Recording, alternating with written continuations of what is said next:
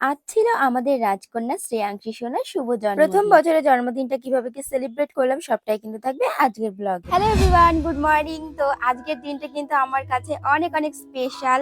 কেন স্পেশাল তোমাদেরকে বলে দিই। আজকে কিন্তু তোমাদের ছোট্ট লিটিল গোল্ড পেখম সোনার শুভ জন্মদিন, আর তার সাথে কিন্তু আমার মাতৃত্বেরও 1 বছর পূর্ণ হয়ে গেল। দেখো সেই দিন তো পেখম সোনা হলো, আর দেখতে দেখতে দেখো পুরো গোটা একটা বছর পূর্ণ হয়ে গেল। সময়টা কিন্তু অনেক তাড়াতাড়ি বয়ে গেল। আর এবছরের জন্মদিনটা মানে পেখম সোনার তো এটা প্রথম জন্মদিন। তো ওর জন্মদিনটা কিন্তু এবছর আমরা ভেবে রেখেছি যে একটুখানি অন্যরকম ভাবে সেলিব্রেট করব, আর মানে কিছু মানুষের জন্য কিছু করব। আর তার সাথে কিন্তু অনেকেই আসবে, কারা কারা আসবে, কিভাবে কি আয়োজন করব সবকিছুই কিন্তু তোমাদের সাথে শেয়ার করব। বার্থডে গার্ল কিন্তু এখনো ঘুম থেকে ওঠেনি। ঘুম থেকে উঠলে তারপরে কিন্তু তোমাদের সাথে দেখা করিয়ে দেব। সকাল থেকেই কিন্তু পেখম সোনার পাপা লেগে পড়েছে বেলুন দিয়ে সাজানো। এদিকে দেখো মাম্মামও কিন্তু ঘুম থেকে উঠে পড়েছে। উঠেই তো চারদিক দেখছে যে এত বেলুন দিয়ে কেন সাজানো হচ্ছে। মেয়ের জন্মদিন বলেই কথা, পায়েস তো মায়েরই রান্না করতে হয়, তাই না? আমাদের বাঙালিদের মধ্যে কিন্তু জন্মদিন মানে 5 রকম ভাজা আর তার সাথে পায়েস। শাশুড়ি মা জানো তো খুব সুন্দর পায়েস রান্না করে। মায়ের মতো হয়তো অত সুন্দর করে পায়েস রান্না করতে পারবো না, তবে মেয়ের জন্মদিন বলে কথা আমি যেভাবে পারি সেভাবেই কিন্তু ওকে রান্না ঘরে তো ওইদিকে রান্না হচ্ছে, আর তার সাথে কিন্তু দেখো রান্নার মাসিরাও কিন্তু চলে এসেছে। ওইদিকে কাজ মিটিয়ে আমি কিন্তু স্নান সেরে পুজোটা দিয়ে নিলাম। মাম্মামকে যেহেতু গিলা হলুদ দিয়ে স্নান করাবো, তাই জন্য কিন্তু এখানে হলুদ বাটা হচ্ছিল। এইদিকে কিন্তু আমাদের রাজকুমারী একদম রেডি সেডি হয়ে বসে পড়েছে হলুদ মাখার জন্য। এই নিয়ে কিন্তু মাম্মামকে 3বার গিলা হলুদ দিয়ে স্নান করাবো। প্রথমবার কিন্তু 5 মাসের অন্নপ্রাশনে স্নান করিয়েছি, আর 7 মাসের অন্নপ্রাশনে একবার, আর এখন কিন্তু ওর জন্মদিন। জানো তো 7 মাসের যখন ওর বড় করে অন্নপ্রাশন করা হয়েছিল তখন কিন্তু স্নান করতে গিয়েও কান্নাকাটি শুরু করে দিয়েছিল। মামামকে হলুদ লাগানোর পরে তারপরে কিন্তু আমরা নিজেরা দেখো হলুদ মেখে নিয়েছি। এই ছোট্ট ছোট্ট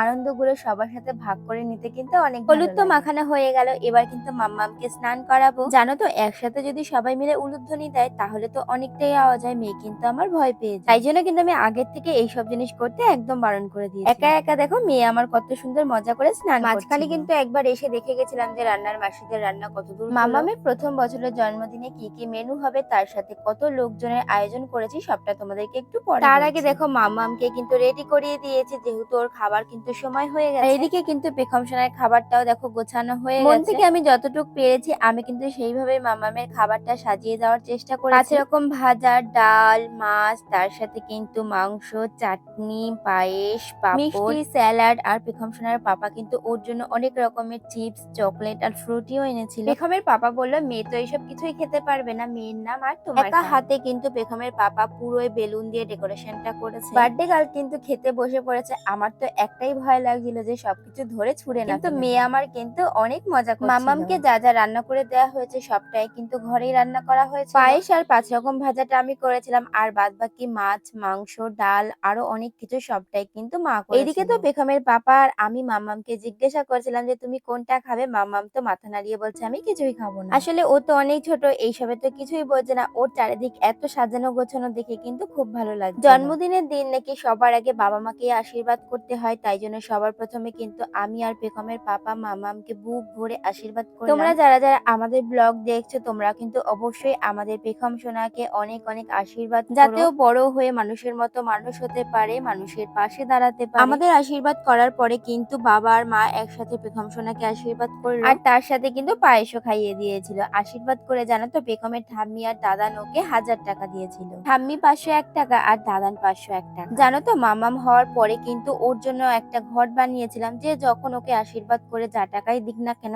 ওই ঘটের মধ্যে কিন্তু পেখম সোনার সমস্ত টাকা আমি রেখে দিই। যখন ও বড় হবে তখন কিন্তু সেই ঘরটা ভেঙে ওর জন্য কিছু বানিয়ে। এদিকে তো দিদুন আশীর্বাদ সেরে মামামকে কিন্তু আবার একটা গিফটও দিয়েছে, তার সাথে আবার 100 টাকা দিয়েও আশীর্বাদ করেছে। আচ্ছা আমি একটা কথা বুঝতে পারি না, আশীর্বাদ করলে কি টাকা দিয়ে আশীর্বাদ করতে হয়? এই নিয়মটা কেন করা হয়েছে, কে বার করেছে আমার কিন্তু জানা নেই, তোমাদের জানা থাকলে কিন্তু অবশ্যই। এখন কিন্তু পেখমের মেসমণি ওকে আশীর্বাদ করছিল। মিমি যেহেতু আসতে পারিনি, ত্রিধা সোনা যেহেতু অনেক ছোট, তাই জন্য কিন্তু আর মিমি আসতে পারিনি, তাই দিদিয়াকে নিয়ে কিন্তু মেসমণি এসেছে। পিসি ঠাম্মির সাথে জানা তো মেয়ের আমার খুনসুটি চলতেই। সবাই যখন পায়েস খাওয়ালো মেয়ে কিন্তু আমার না করেনি। পিসি ঠাম্মি যেই পায়েস খাওয়াতে গেল অমনি কিন্তু প্রথমেই মেয়ে আমার না করে দিয়েছিল, তারপরে কিন্তু আবার খেয়ে নিয়েছিল। সবার আশীর্বাদ তো মোটামুটি হয়ে গেল, একজনই কিন্তু বাকি ছিল, পেখম সোনার গুড্ডু। অন্নপ্রাশনের সময় যেহেতু আসতে পারিনি, তাই জন্য কিন্তু জন্মদিনের সময় আসতে একদমই ভুল। মাম্মামকে কিন্তু ওর মামাইয়ের খাওয়ানোর কথা ছিল, তবে মামাই যেহেতু এখনো এসে পারেনি তাই কিন্তু দাদাই ওকে খাইয়ে দিত। দাদাই দাদাইয়ের হাত থেকে প্রথম বছরের জন্মদিনের মেনু খেতে মামাম কিন্তু অনেক পছন্দ করে। তো এই যে হলো কিন্তু শ্রেয়াংশী সোনার বার্থডে কেক। তো চলো কেক কাটিংটা করে নিই। হ্যাপি বার্থডে বেশি দিস না।